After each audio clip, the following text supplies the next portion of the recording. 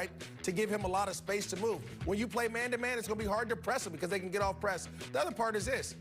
He can move. Like, he can get, if you press him, he can have a really good release. Very Keenan Allen-like, if I say so, right? Yeah. Here again. Look at that. You give him the ball. That's a receiver, a slot receiver is supposed to make those type of plays. He's over here high stepping into the end zone. And so you have the biggest mismatch in the game right now on your team. You're going to utilize them in multiple ways. But the key for this to happen is for other guys to step up and make plays. MVS made a play, so now you got to really account for him. Sky Moore was making some plays down the stretch. You got to account for him. And they had to, because Juju was out, right? Yeah. Kadarius Toney went out in this game, so they needed those guys. And then on top of that, Patrick Mahomes used his legs, right? And, you know, I'm going to say this because I was watching the UCLA-USC game, and I wish DTR would have used his legs a little bit more at the end. But that's what you're supposed to do when teams are playing man-to-man. Utilize your athletic ability and stress the defense. So the Kansas City Chiefs now move to 8-2. They have a commanding 3-game lead in the AFC West, obviously sitting pretty on top of the AFC in this playoff picture following your Week 11 Sunday here.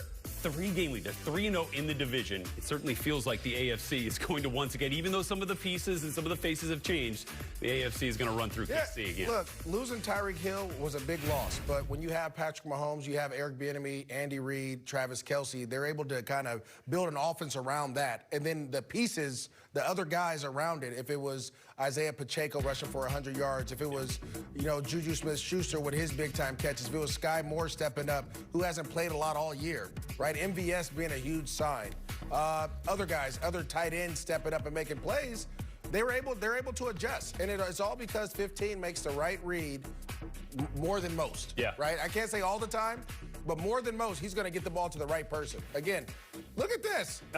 How do you can't even run that over and hand the ball to him better than that, right? And so, again, it's tough to defeat that when you have that guy. And then a similar type of game wrecker on the other side with Chris Jones stopping that potential comeback drive from the Chargers with a big play on the first one. Well, again, Justin Herbert's very athletic as well. He tried to utilize his legs on the first series, didn't really make it, and again, Chris Jones, they have playmakers that show up when the times need to be made. High drama once again to finishing off between the Chargers and Chiefs on Sunday Night Football. Let's get back to another one of the bigger games of the day here in your Week 11 Sunday. Oh, I've been waiting to watch this one, Rhett. Yep. That's what I'm talking about. Is that Coach Saturday? Saturday, getting his workout in. Had the win in his first game as the head coach, looking for the encore against one of the best teams in the NFC. And yeah, that's going to happen a lot. Well, look, Nick Sirianni knows exactly how difficult it is to stop JT after, you know, coaching in the last couple of years.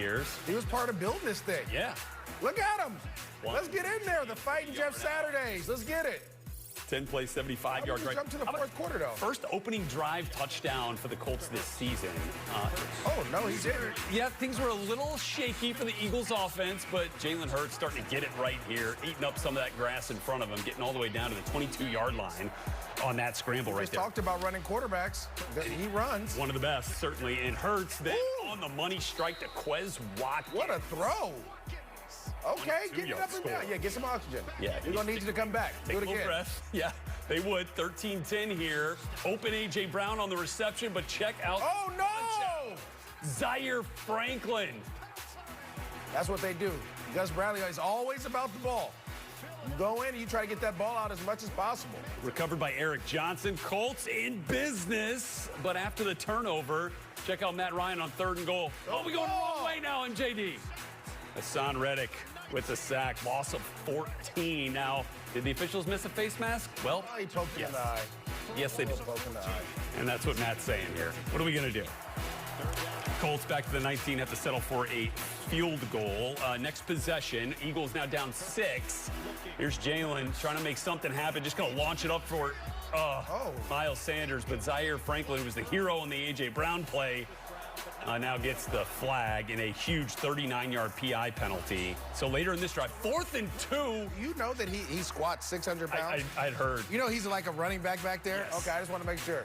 And then, well, red seed parts, the seed parts right there, and Jalen Hurts going to take it in for the go-ahead touchdown and extra point. Let's go, Matt Ryan. Let's answer. Hey, Matt, they don't call Matty Ice for nothing, except the Eagles going to put him on ice here with the sack. Brandon Graham. That's how you respond, Brandon taking Graham. him down after a false start penalty, 4th and 21. Again, under pressure. Matt Ryan just had to get it out to Don't go out of bounds. Deion Jackson, nothing doing there. Eagles get the win. Now 9-1 on the season, and Nick Sirianni feeling good getting that win back in Indy. I'm emotional because I love Frank Reich. I really do, and he's one of the best damn football coaches I've ever been around. So, yeah, I was hoping that him and I would be able to coach against each other in this game. But he's one of my biggest mentors. I got my dad, I got Larry Karras, and I got Frank Reich. And Frank's such a good football coach. And yeah, you don't want to know what I think of if he should be here or not, but because you guys can probably imagine what I really think.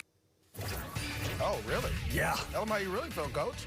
Well, you can bet that the Jets really feel tired of losing to the Patriots. 13 straight losses to Bill Belichick's crew here, trying to avoid a 14. Oh, but that's a great way to do it. This is. In fact, Nick Folk settling for the 43-yard field goal after that sack of Maurice Jones, but no miss.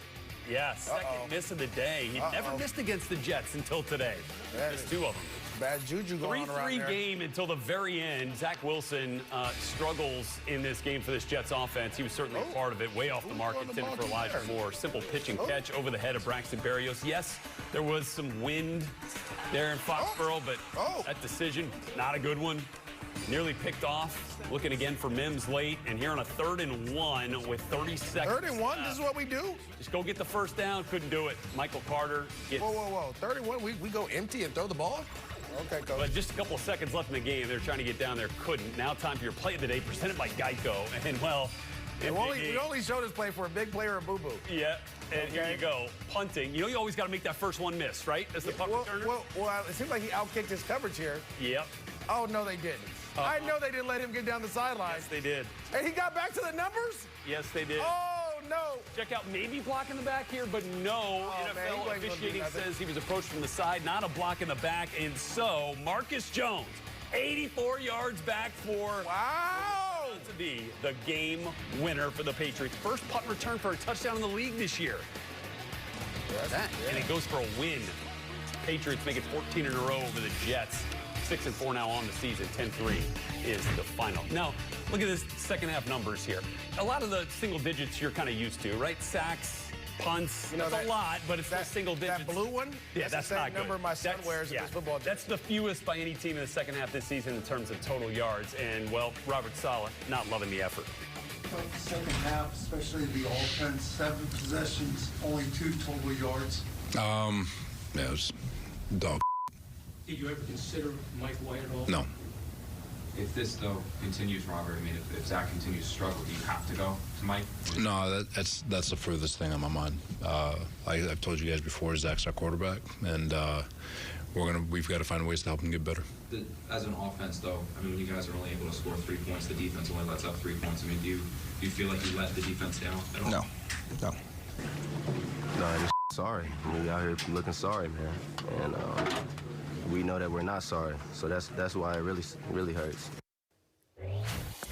So some interesting messages being sent right there. Robert Saleh says, you know, despite the struggles on offense and from his second-year quarterback switch furthest thing from his mind. You got Zach Wilson not sounding like he's taking the responsibility for his performance in this game. Yeah. What does it tell you? What do they need to do in New York? Well, first and foremost, you got to simplify things. Seems like you're kind of doing a little bit too much, trying to get too cute, right? This offense was based off of running the football and play action pass. Yeah. And some of the plays that I'm seeing here, and again, I didn't get a chance to watch the game because I was calling the Rams game around the same time, but it seems like they were trying to air it out a little bit too much, right? There's screen game that you could throw. There's short passes you could throw. There's different things that you can put in instead of having your quarterback do 5-step drops and have to read a tough defense. We already know what Bill Belichick wants to do. The other part is this. Zach Wilson has to get better. Yeah. Right? This is year 2, bro. Like, no disrespect, but you can't be out here airmailing checkdowns. And you have to go through your progressions faster. And you have to do the things it takes to be a starting quarterback in the National Football League. And that is on you. You did let your defense down, right? You scored 3 points. If you're Robert Saleh. Hold on. There were 17 punts in this game, from my understanding. Is that true? They had more punts than completions. But you didn't let your Okay. All right, I'm just saying. Yeah. So, would a quarterback change help this team? If it's Joe Flacco. Not Mike White. Yeah, I don't think Mike White. We've seen Mike White, and again, he's come out. Joe Flacco's your best option in New York. He was your best option early on. He played well. I get it. He's your young quarterback. You drafted him, 2 overall or whatever it might have been. So you want to give him opportunities, but he has to help himself as well. He has to get better. He has to get in this room and grind. He has to get to the facility early. I don't know what he's doing and what he's not doing, and it looks like they'll be playing my Jags here soon. But he's going to have to get this thing going. Yeah. Right? Because, again, your defense can't do this, and your running game can't. We have to rely on you eventually once you get to the playoffs. And this is a playoff caliber team. Just 77 passing yards from Wilson. Then you had Michael Carter, James Robinson, and Ty Johnson combine for 19 rushes and 33 rushing yards. Well, the running game wasn't working either then. Yeah. So it was a mess offensively. It wasn't good. All right, let's get back to the game of the week. Is this game played at 1 p.m.? Cowboys, Vikings. No. Was it at 1? No, JD. Oh, man. It was not. I thought this was a 1 p.m.er. Vikings come in 7-0 in one-score games, tied for the most in the league. Here's Kirk Cousins. Watch out. Yeah, Micah Parsons closing in a hurry and stripping the ball out. Recovered by Dorrance Armstrong. That's the worst feeling in the world when you're reaching out to try to get that ball and you can't get it. The Cowboys can recover and handed it off here to Tony Pollard. That boy cutting up. Give him 20. Ooh.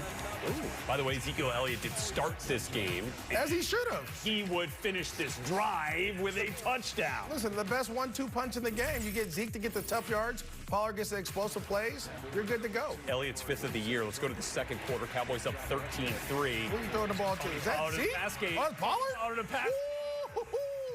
Okay. On 30-yard touchdown connection. Prescott to Pollard. Prescott's 150th career. No, a check down to get you a touchdown. It can. Next Cowboys drive. No, we didn't do the Aaron Rodgers play. Oh, look at CeeDee Lamb in this catch. That was the Aaron Rodgers play. That happened. You know, Jared Cook did the same thing to the Cowboys with Aaron Rodgers, exact same play. Yes. 7% on the completion probability. Thanks to Next Gen Stats powered by AWS. That OBJ talk got him balling, huh? He's defying the odds. More on that still to come. Uh-oh. Is it 1 o'clock or is it 4 o'clock? All right, game? Kirk. What do we got here in the third quarter? It looked like it's Dak doing something special again. 3rd and 14. Dak Prescott. No, he didn't. One-on-one with the linebacker. Listen, JD. walk in. Match. Okay, now they've gone. Look, exactly. Jordan shrug. Y'all doing too much. You know he can't cover me. Longest play of Pollard's career. 68 Pollard's been balling. He tried to get touchdown. that bread. 3rd and 19.